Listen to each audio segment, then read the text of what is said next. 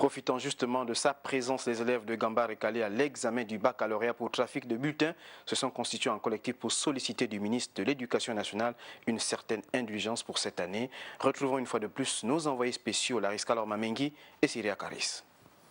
Ces 700 élèves concernés par la mesure d'exclusion au baccalauréat suite au trafic de bulletins.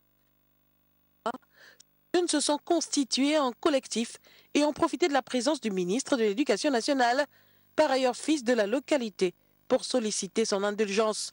Nous implorons votre pardon et votre gratitude, car nous savons que nous sommes fautifs pour cette année. Nous reconnaissons avoir outrepassé les décisions prises par nos chefs d'établissement.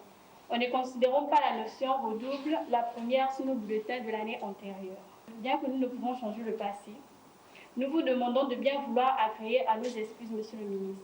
En réponse à ces doléances, Patrick Mogama Daouda n'est pas allé par le dos de la cuillère. Nous sommes dans l'examen de recours. Je peux déplorer que certains élèves n'aient pas suivi cette procédure-là et sont passés tout de suite à la demande d'indulgence. Mais il faut bien savoir, qu'on me demande d'être clément, je l'ai été puisque je n'ai pas envisagé, contrairement à ce qui m'a été proposé, de poursuivre les enfants au pénal, puisqu'il y a des faits de faux usage de faux. Parce que pour moi, l'essentiel, c'était de donner des sanctions qui soient pédagogiques et qui permettent aux enfants de comprendre que pour réussir dans la scolarité, il ne faut pas tricher.